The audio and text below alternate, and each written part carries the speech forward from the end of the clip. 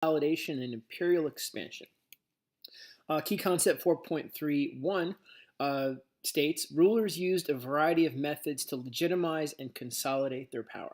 So you definitely want to be able to identify rulers like Louis XIV, maybe some of the English monarchs, and how they used or how they justified their rule, right? And this would have to do with the theory of divine right.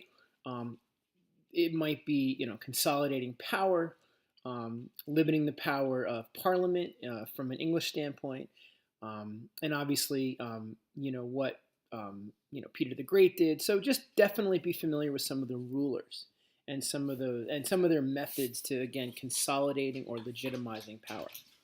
All right, so evidence A states rulers continue to use religious ideas, art, and monumental architecture to legitimize their rule, and that would have to do with the theory of divine right, right? So Louis XIV, for example, believed that God had destined him to rule, legitimizing his rule.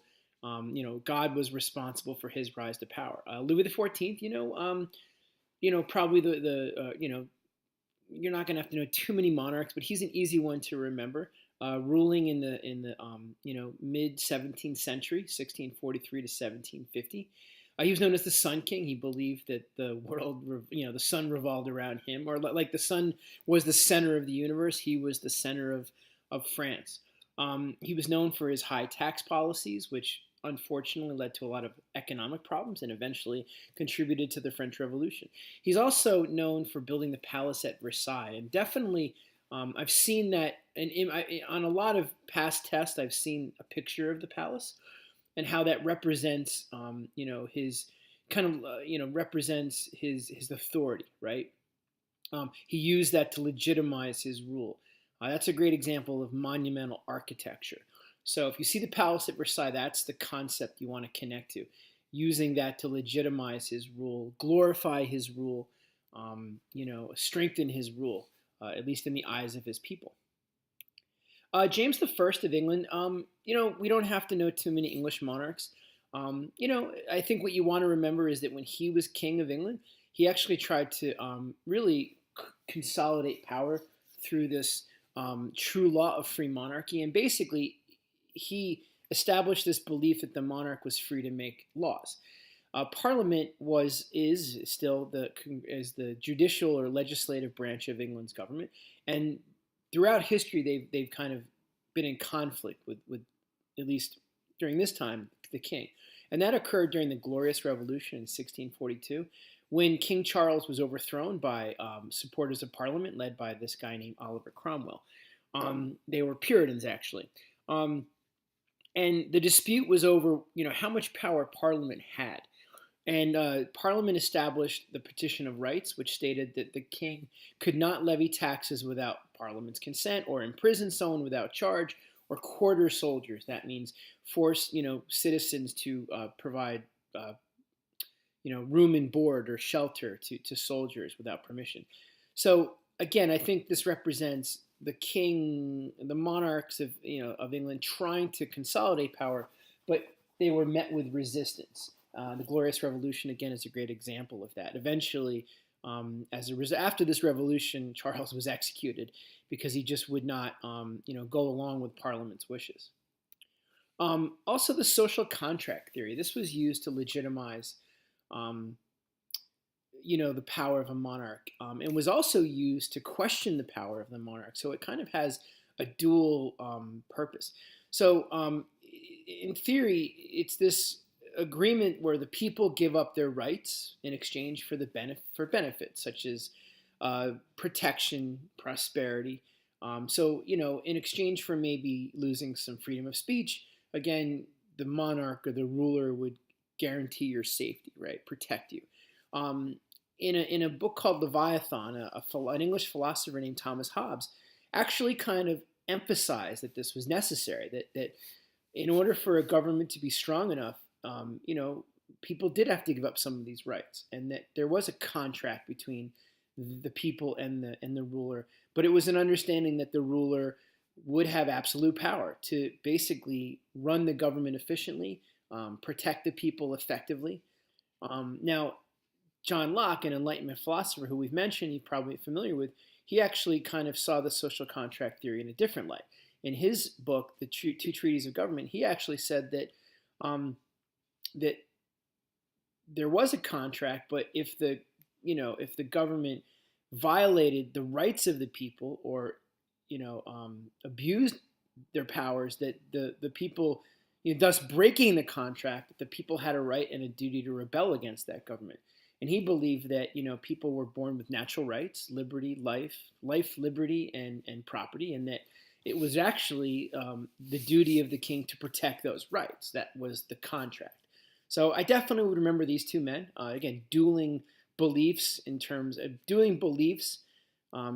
relationship to this social contract theory. But overall, this contract theory was used to justify the rule of the rule of the monarch. All right, in terms of art and architecture, we did mention the Palace of Versailles as a great example of a ruler using architecture to legitimize their power. We've seen portraits of Peter the Great that was used to justify or glorify his power. And we would see that, Akbar would also commission portraits. The Ottoman sultans would commission portraits. So if you see a portrait of a ruler, that's probably what, you're focusing on. Is that's an example of using art to legitimize or glorify their rule. Again, to kind of show off a bit, right? The Qing dynasty rulers also used imperial portraits, to adorn their palaces. They were also important parts of funeral rituals when an emperor died. We see that that could be an example of ancestor veneration, right? Some emperors would perform ceremonies in front of the portraits of previous leaders of their dynasty. Heck, we even see pictures of Lincoln in a school, or Washington in a school. We don't kowtow, but I guess you could kind of say that continues a bit today. Safavid leaders. Now, as far as religion goes, Shi'ism was used by Safavid leaders to kind of, again, govern the people, right? Shi'ism, or the Safavid Empire, was a theocracy, and we've seen that in the past. So again, Shi'ism was installed to command the loyalty of the people, and obviously they're going to build mosques. They're going to appoint prayer leaders in these villages to spread or secure those beliefs. So Shi'ism is a great example of using religion to justify rule. Constantine did it, right, with Christianity. Justinian did it in the Byzantine Empire. So we've seen this before. And obviously the Umayyad and Abbasid empires, those were Islamic states, right? The Caliph was not only the religious leader, but he was the political leader as well. All right, we didn't really talk about this in our last chapter, but you might see this, the Ottoman mini paintings. So miniature paintings were common to the Ottoman Empire. And again, they were used as propaganda to embellish government actions or manuscripts or belief systems or ideologies. And this was used to emphasize imperial conquest. So maybe the portraits, again, that you could see that, right? Pictures of conquest or war, conflict. For example, after defeating or taking over Constantinople, Mehmed of the Ottoman Empire, he adopted visual art to kind of show the conquering and identify his capture of the city with some of the great achievements of the past. So again, if you see pictures or paintings, this is probably the reasoning is to show or justify rule or success or conquest. The Aztecs obviously used human sacrifice. That was important. That's another example of using religious beliefs to justify or power. And the Qing rulers, again, they weren't Chinese, right? They were Manchurian, and they actually did adopt Confucian rituals to connect themselves with the tradition of the Chinese emperor. So remember, they didn't reject Confucianism; they actually embraced it to kind of, again, use it to justify their rule, right? Show the people of China that they were real. It was an act of legitimization. All right, evidence strand B states. States treated different ethnic and religious groups in ways that utilized their economic contributions while limiting their ability to challenge the authority of the state. So this is focusing really on the treatment of different groups of people. Were different empires tolerant or were they not, right? So a great example of tolerance would be the Ottoman Empire, right? So even though they were a Muslim empire, a Sunni empire, they did, obviously they did provide tolerance to Jews and Christians. mostly for economic reasons. They wanted to draw people into their empire, and that was actually a pretty smart move. Jews were effective or successful physicians and diplomats. They brought in knowledge of the printing press. But remember, if you remember the millet system, Jews did have to live separately in different parts of the city. And they all had to pay a tax, so it wasn't a free run for them. Remember, the elites of society and in government were always Muslim. Those millet communities, right? These were, or you know, the non-Muslims had to live in separate parts of the community. They could, though, choose their own leader, practice their own religion, so they actually could govern themselves to an extent. Again, as long as they paid those taxes. They could kind of, again, protect or grow their own customs and culture. That's why I think Judaism has survived because, again, in these communities, they continue to practice their beliefs, dress a certain way. They weren't forced to kind of assimilate. They could not, though, be members of the military or be members of the government. So their impact on the Islamic character of the empire was limited. So they didn't, again, and that was done purposely, right? We want them to do business here. We want them to contribute economically, but we don't want them to affect or change our culture. The Chinese, remember, after Zhang Yi, they were concerned about opening the door to new beliefs and ideas, so they shut emigration and immigration down. The Ottomans did not. Right. Tolerance under Akbar and the Mughal Empire in India, right? So remember, Akbar was Muslim, and it's interesting that the Mughal Empire was, the majority of people in the empire were Hindu, but the ruling class was Muslim. So that's important. That did lead to conflict at times. So the minority ruling the majority, that's not always going to go over very well. But Akbar recognized this. He gave land to Hindus and Muslims. He actually even didn't promote Catholicism, but he didn't stop the growth of Catholicism. He actually gave money for a church. And Sikhism, we talked about that. It's a new modified Islamic religion, and he promoted that as well, giving land grants to Sikhs. Again, he would always try to mediate conflicts between these groups. And he gave Hindus positions in government. He didn't completely ignore them, right? Probably, Muslims were getting the better positions, but that's okay. He actually opened the door to Catholic priests to educate him about Christianity. So he was very open-minded. I think he's definitely a ruler we want to remember, right? Kind of like Ashoka the Great, for his contributions. And it's important that he does attempt to develop a new religion, Din-e-Ilahi, or divine faith. It didn't end up happening because he died, but he attempts to, again, reconcile Islam and Hinduism, which sounds like Sikhism, but it wasn't quite the same. But just understand what he's trying to do, right? He's trying to change certain religious beliefs. You can't, when we talk about, tolerance, right? Or race, we have to understand that, now in the Americas, there are different racial classifications. That was unique to the Americas. You're not going to see racial classifications in Europe because really there was only one race. So this is really not the first time in history, but the first time in history where your race determines your social class.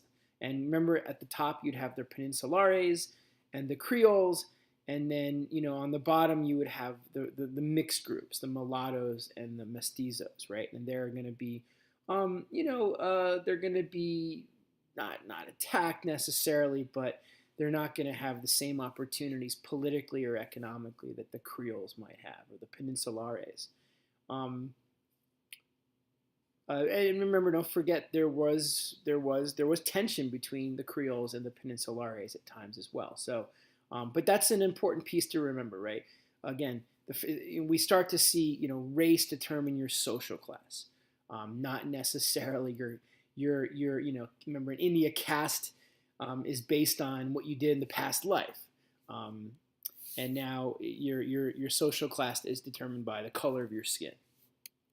All right, the Qing were fairly tolerant. They did force men to wear the braids, but Kangxi was tolerant, and we want to remember this, that Catholicism did spread to China during this dynasty. thousands were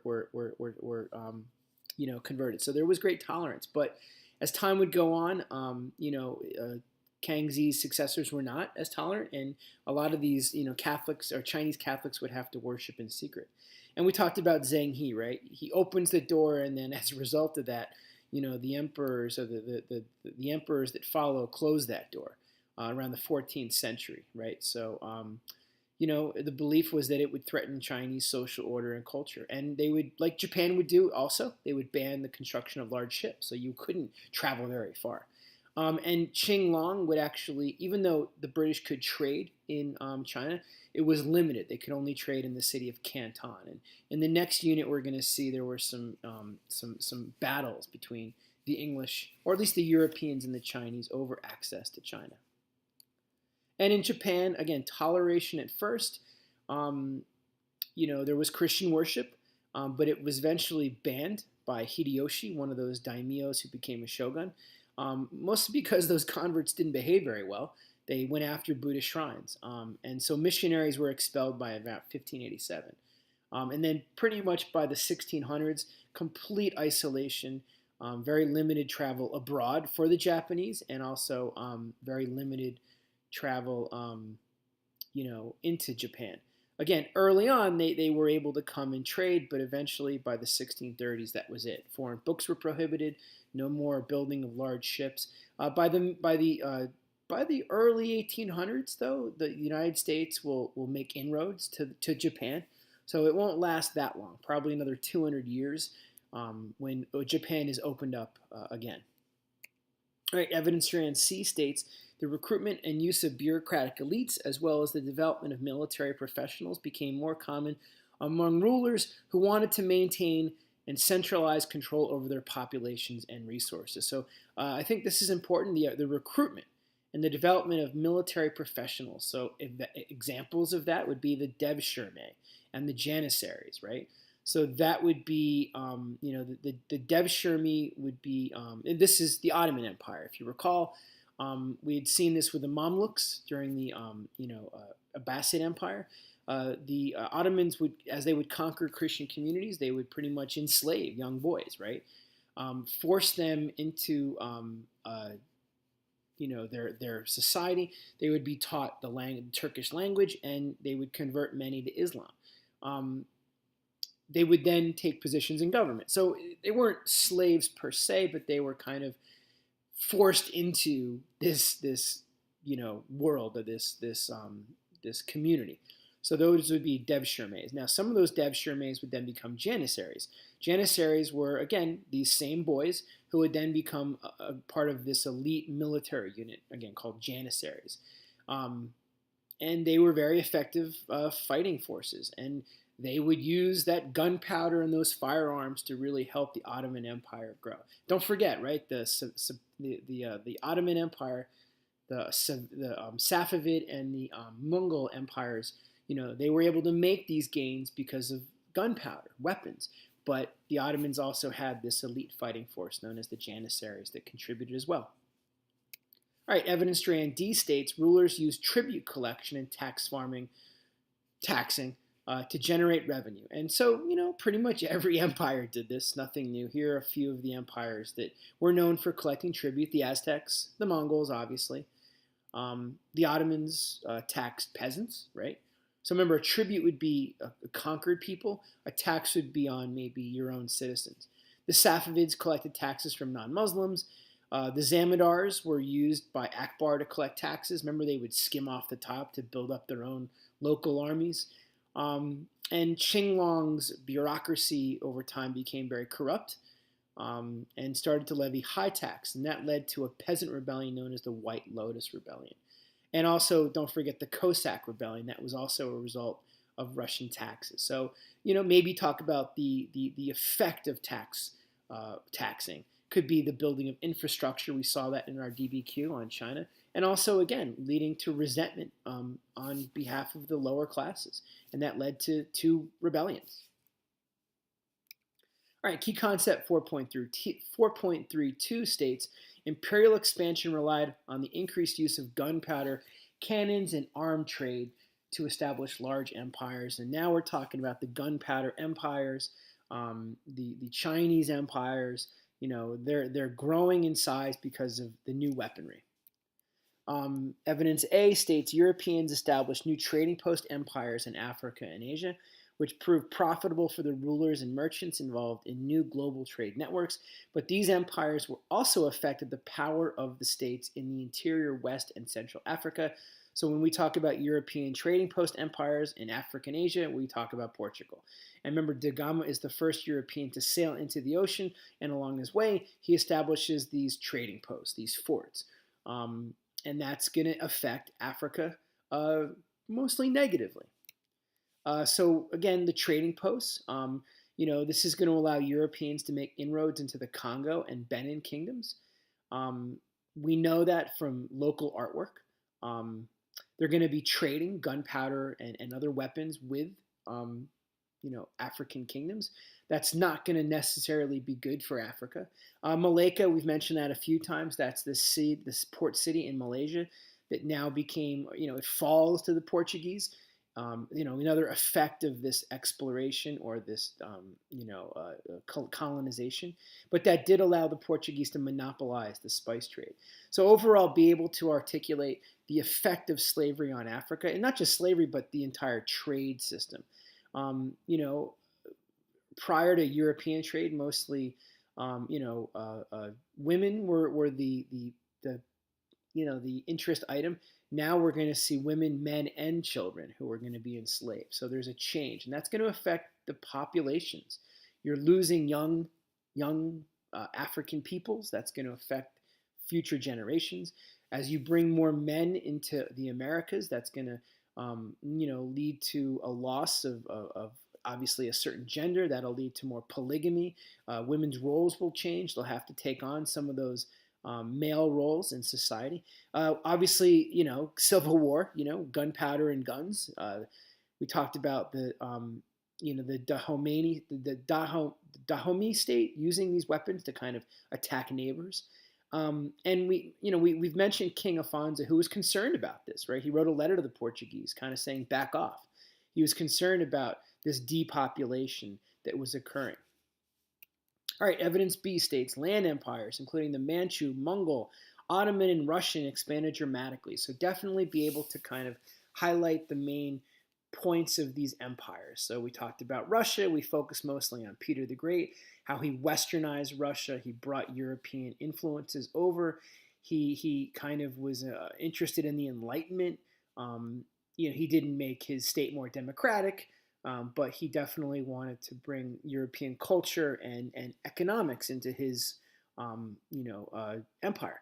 Remember, there was men were forced to shave their beards. If not, there was a punishment. Overall, I think we kind of get the gist of Peter the Great. Definitely used the military to expand, and as did Catherine, who followed. Right, she continued these processes. She tried to, I think, have better relationships with the noble class or the boyar class, but she too relied heavily on serfdom, and that resulted in the Cossack Rebellion.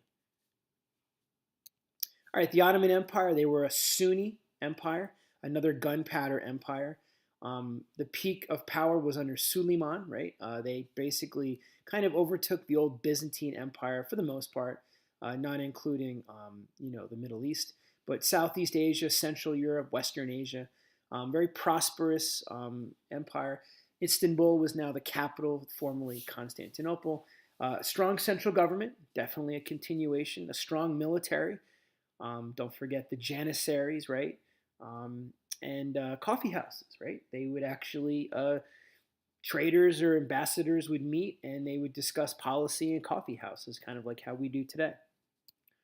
Suleiman, I think one thing I would remember is he's building mosques, right? He's continuing the spread of Islam. That's important. So if you see a mosque in the Ottoman Empire, that's the spread of Islam, right? The Byzantine Empire was Orthodox Christian. If there's a mosque there, if there's a mosque now in Istanbul, that's a spread of religion, and that is the result of Suleiman. Diversity in terms of language, toleration, obviously, we've mentioned earlier, a legal system. So, again, these are things that, we've seen before. And again, giving religious groups autonomy in those Mallet communities. All right, the Mongol Empire, India, Akbar, gunpowder, all the same things. He did have tax collectors known as zamindars. Try not to get janissaries and zamindars confused. Sometimes I do. Zamindars follows, right? Janissaries, JZ, whatever. Um, I think it's interesting that he did try to promote more progressive reform, like ending childhood marriages and the practice of sati. We've mentioned that, where widows would kill themselves after losing their husband. So I think, again, progressive reform, right? Trying to improve society.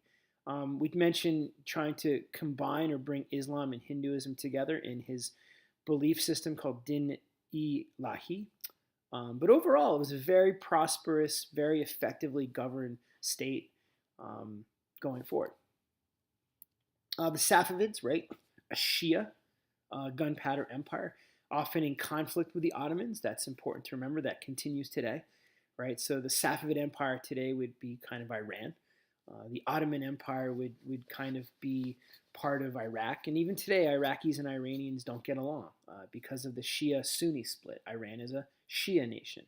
The Safavid Empire, a great example of a theocracy, right? Sharia law governed was the law system. Remember, it's not necessarily a legal law system. It's more of an ethical law system.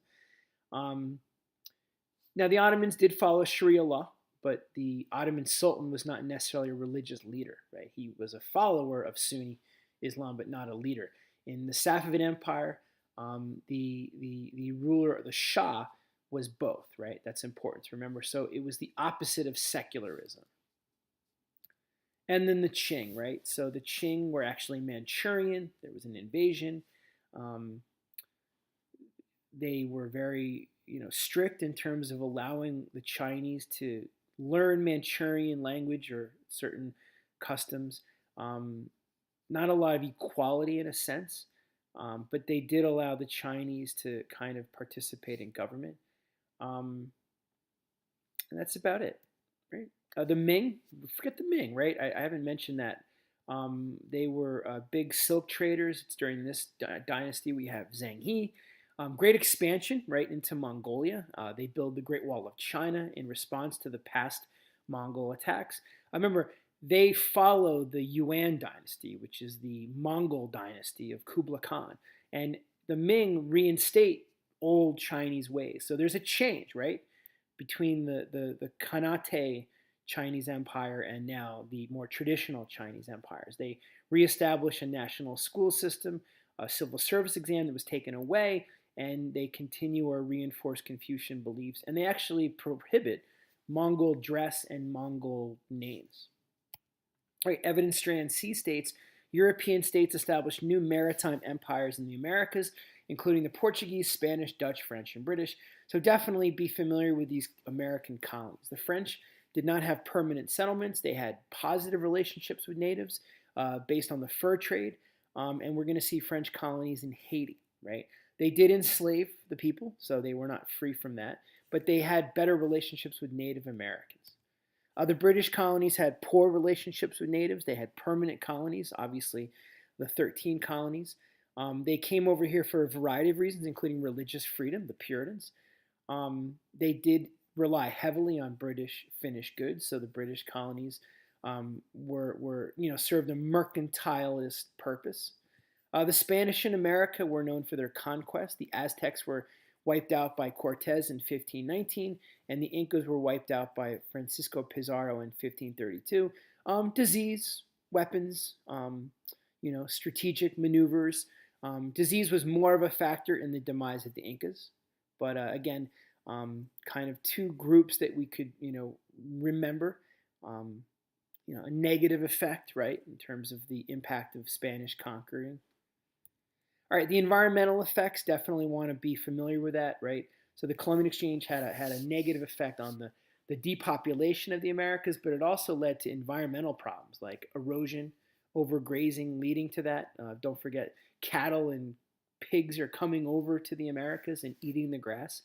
Obviously, disease is not good for the environment. And just basically, fewer resources, fewer natural resources due to population increases. Um, that's going to cause, and, we're still affected by that today. All right, key concept 4.33. Competition over trade routes, state rivalries, and local resistance all provided significant challenges to state consolidation and expansion. So we're talking about maybe conflicts and resistance, right? The Ottoman Sunni were often at war with the Safavid Shia. The French and English were always at war. There was the 7 Years' War in 1763. Um, that was also known as the French and Indian War, where the French and British were battling over control of North America. That would eventually spill over into the American Revolution. There was the 30 Years' War in Europe. It was a war between Protestants and Catholics, led to quite a bit of famine in and around 1618. A treaty came about, the Treaty of Westphalia, that kind of established religious dominions, right? So it basically kind of established that Catholicism would be, present in this part of Europe. It basically accepted the fact that Lutheranism would be a Northern European religion, and that England would be have their own church, the Anglican or Church of England, which would be a Protestant or state church. So again, I don't know if you'd have to. This would probably not be something we see, but just to understand that there was religious conflict between these different groups, and each country kind of had a different religious belief system. There were peasant rebellions like the Cossack and Peasant Rebellion during Catherine the Great's rule. Remember, they were frustrated that she was giving nobles more power over them. Eventually, serfdom ends under Alexander, mostly because the Russians were not performing well in war, the Crimean War, and they believed that it was due to the illiterate peasantry or the ineffectively of peasant soldiers. And then the Chinese White Lotus Rebellion during the Qing Dynasty. Peasants were frustrated with high taxes. They wanted to restore the Ming Dynasty, but the rebellion was repressed, and really 100,000 peasants were murdered. Japan, they used gunpowder from the Portuguese to consolidate power. Remember, Japan was a decentralized empire, lots of daimyos running around. Using military prowess, some of those daimyos were able to consolidate power and become their own shogun. The Tokugawa daimyo was probably the most famous, centralizing Japan under, again, a larger bureaucracy. That's a change, going back to the earlier Japan lessons we've done. It's during this time we see growth economically. They begin to mine their own silver. They become more urbanized, right? We see cities emerging like Tokyo, Tokugawa. And there's always going to be this battle to control the smaller nobles or the smaller daimyos, and they did that by sometimes holding families hostage. If the Daimyo's family lived in Tokyo, remember they'd have multiple residences. They were sometimes held hostage to force the daimyo to kind of do what the shogun wanted. So conflict, I would say, between the daimyos and the shoguns. All right, that's it, guys. Good luck on studying.